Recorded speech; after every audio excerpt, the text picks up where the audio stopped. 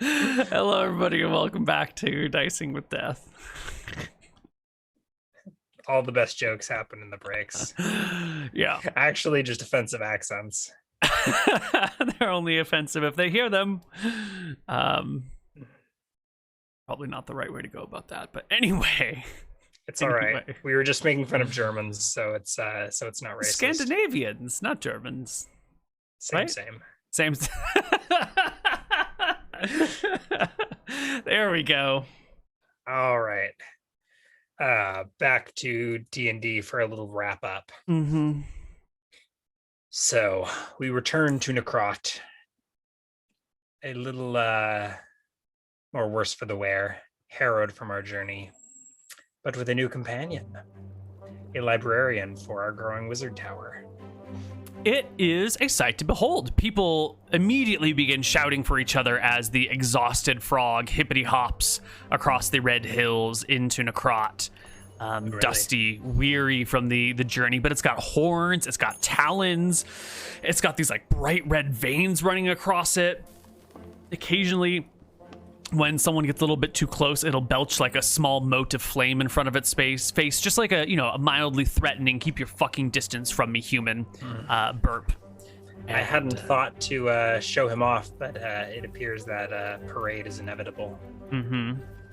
Yes. As crowds gather. Yes.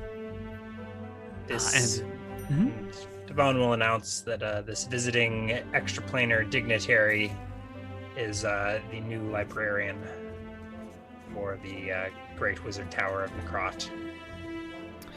If you keep a book past due or return it with dog-eared pages, he'll eat your soul. People didn't even realize they could check out books from the library, and now they know. Knowing is half the battle. So they will give the frog a wide berth, let you guys all come into town. There's been no major developments, just that in the last like 15, 16 weeks that we've gone through today, that silver mine that the dwarves are working on seems to be not like 100% operational, but most of the infrastructure is built, and there are some attempts at active extraction and hauling some goods around. The first shipment of silver, which is expected to be a much lower shipment than when everything's up at full production, has arrived. Your mother-in-law is working on new coin designs for the silver coins. And did you decide what was supposed to be on them? No, she has an idea, but she just wanted to see if you had any ideas first. If you don't, then she'll use her idea. That sounds like a trap. What was her idea? Well, what did you want, Devon? Well, I already picked the copper. What was on the gold? Did we have gold? You don't have gold yet. You just got coppers.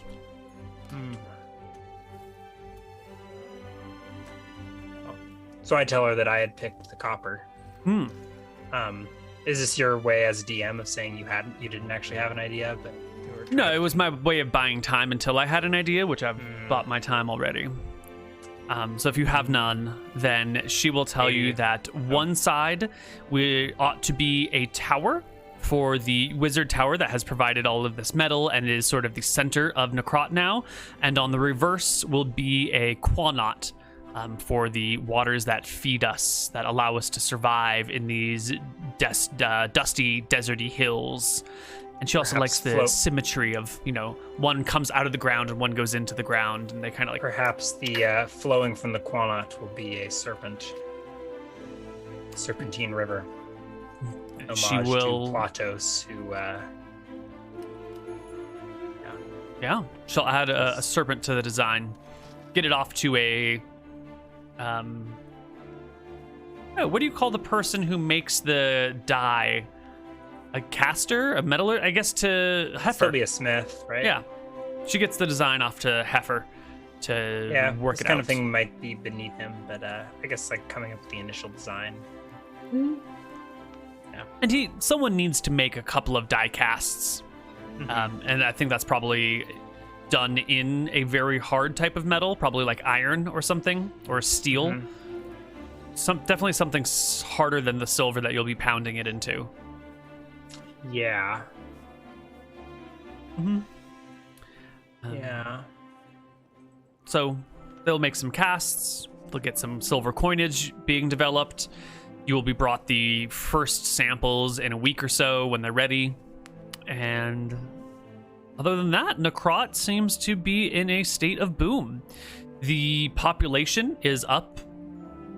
The roads in town are being modified. There's been a lot of there's been some more water, there's been more population, the roads were beginning to like slant as erosion occurred. And so Akitos, now that most of his work is done in the cave of the Quanat, has taken to propping up some of the roads, making some retaining walls, maybe adding some bricks in places where just pure dirt won't do. His kids are working alongside of him to create like reed barriers that will act for these retaining walls. And industry is a booming. Visitors are aplenty. You're sort of developing the inner circle of Necrot, which are the older families, the people who have been here for generations, and then like the newer people live downriver of all of this stuff. So the town isn't like growing circular out, it's kind of growing down the hillside, down the riverside. And I think the bigger divide will be between the older families and the new families will be economic, because the families that were here when we broke ground at the mine were granted, the silver mine is actually different. The silver mine is off afar, so we'll probably have more direct, we'll control almost all of that, except for maybe the dwarves that moved out there to work it. But the copper, because we were like seizing lands and using the crop resources, and it's like right there, we granted the citizenry at the time a share of the coins that we mint. But I think the newer immigrants are not a part of that system. You will overhear one of the new people walking around through town refer to this place as the City of Brass, which is a new terminology for you coming through here. You make copper, but brass gets made out of copper, and there's a lot of little seafaring towns and villages all around along the coastline here, and it appears that a great amount of the copper that has been exported from Necrot has been bought up by some of these little seafaring areas and turned into brass for furnishings and fittings on their ships. And so, at least for some of these people, this is the city from which the brass comes, or the City of Brass. Which is, city. It's kind of a big word. Lean into that. That's what are the origins of City of Brass? Is that from Magic the Gathering, or is it? No, I think that is 101 Arabian Nights. Yeah. 1001 Arabian Nights. What is it? I think it's 1001 Arabian Nights. Because she tells him a story every night. 1,001. No, 1001 nights. 1001 nights. I don't think they're actually 1001. Oh, but that was the story. The story, right, is that she entertains this person by telling him stories. So, yeah. City of Brass is one of those. Yeah, okay. I should have known that.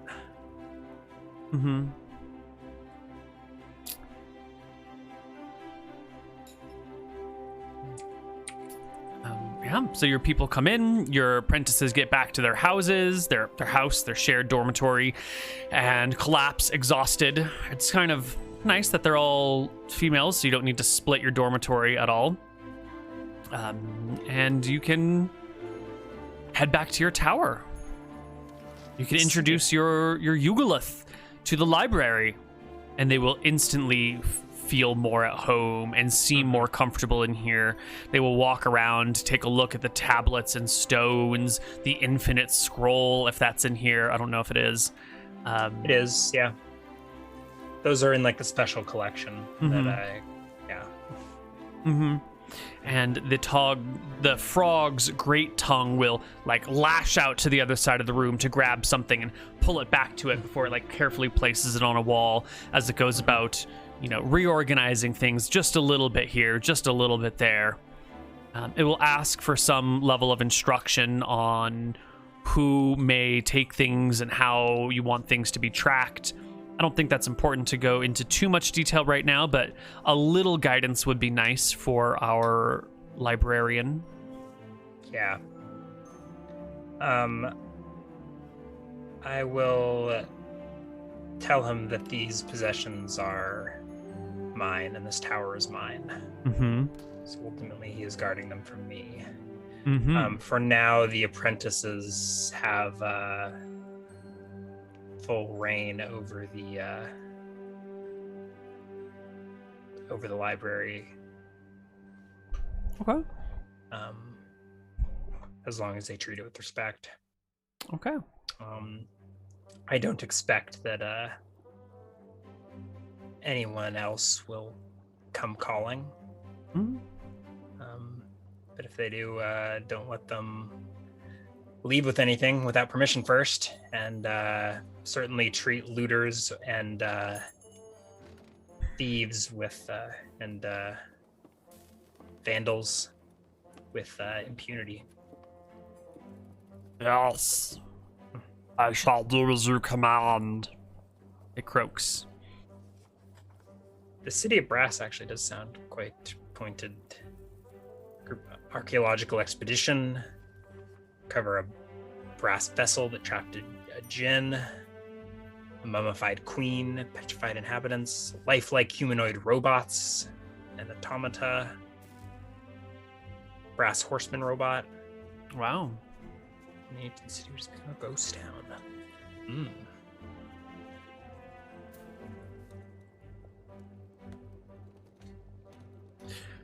Well, so maybe Devon needs to build some robots. Some elementals. One, we didn't get there, and I don't know that we will. One thing that I had considered researching was magic jar. For the purpose of more elemental investigations. It seems a bit circuitous, but magic jar seems like the only way that you can like displace souls and trap them. So in my quest for controlling elementals, the thought had occurred to me to like magic jar myself into an elemental, leaving the elemental's soul trapped inside of a gemstone. An interesting way of doing it. That might definitely be that might be a good way of making a golem or other types of monstrosities. What level is magic jar? Only 5th. Oh. I think at 9th level, necromancers just go off the charts. Yeah. Right up until then, you're like gimped with these useless abilities, but then 5th level necromancy is magic jar and animate dead. And suddenly you're like, if you don't have moral qualms, you're suddenly the one of the more powerful characters.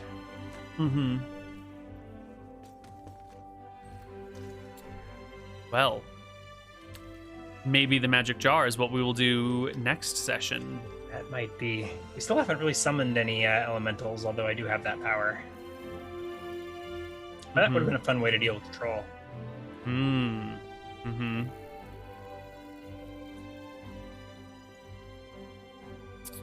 Well, anything else to do?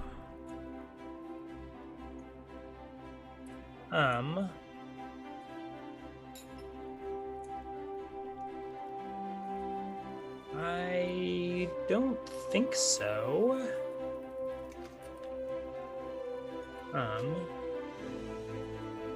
Maybe just bring this one in for a landing. Okay. Well, the town, the so-called City of Brass, is up and running. You have new guardians, you have new apprentices. Atropos' apprentice seems to be gone, and she'll probably be looking for a new one if you would like to gift her one of yours in the future. Your cleric of Velthara is bound to be frustrated that the troll's heart is gone, and also that's sort of a lack of resources for your healing potions, so that might need some attending in the near future. Oh, actually, oh crap. Yeah, because the way I set it, Trollish Regeneration requires a two-headed troll. Mm-hmm. So I will need to go troll hunting again. Mm-hmm. Mm-hmm. Yeah, but other than that first troll got his vengeance in blood. Thara might be proud. Mm-hmm. There's probably gonna have to be some sort of confrontation with Kronos eventually. That amulet around his neck does sort of enhance and foster feelings of grudges and vengeance and retribution. So if he is not taken care of in some way, those are emotions Kronos is soon to be feeling in spades. That might need some attention, but not before you get your magic jar spell. Vaughn doesn't strike me as the type to actually use magic jar as it's intended, but it seems like you should, as soon as you get it, you should just like take over a giant and become a giant wizard or something. Mm-hmm. Devon's fairly happy with his actual body. Yes. Well then, I think that will be it for us today. We will be back probably next week, same time. I think you. I think I've been replaced with Destiny. Yes, I do believe there is a. So we could do Thursday. I've been fired. Dicing with Death is now dicing with Destiny. There's no Tombs of Scoria next week. Oh, are we doing one on Wednesday and one on Thursday? Oh my god, we might be doing a double episode next week. I have no idea. I've been out of town and out of the loop. I just saw rumblings. I've been out of town and out of the loop as well. Isn't this your channel? Yeah, I guess. It's the viewers' channel. You just work here. I just man it. You know, they pay me to do this thing for them. It's really their property. So maybe we will be back. I don't know. We'll find a time soon. I mean, I think I could do this time on Thursday or on, let's see, Tuesday is Tides of Death. Monday's your day off. Mm-hmm. We could do a Friday session. We could cancel critical feedback. I think so. Or we could do both.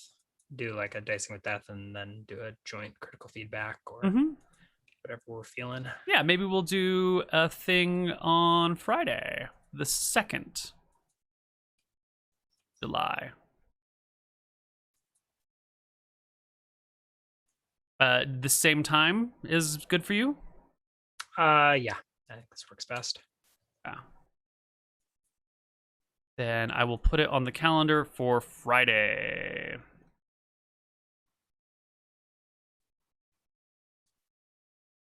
Cool stuff. Excellent. Thanks for watching, everybody. Yeah. I think that's all I have for you guys. There will be some more announcements in the semi-near future, but announcements of announcements, my favorite. Got to remember in control in some way. Yeah, you got what? Critical feedback tomorrow? Wait, tomorrow's Thursday. No, Tombs of Scoria tomorrow. Tombs of Scoria, and then critical feedback on Friday, as well as the Iliad story time. And I think the very last session of Deadly Dungeon, which is going to be more of a post-mortem because they finished it. They did finish it? They did finish it, yeah. Nice. Have you been watching those? Or I caught the first 5 or 6, and then I've caught like a random one here or there and like half an episode here and there. But the timing of this was so that he could run Deadly Dungeon on a time where I have off, so I don't have to worry about it. Fun stuff. Yeah. All right. Well, we're out then. Yeah. Catch you sometime next week. See you guys later. Bye-bye.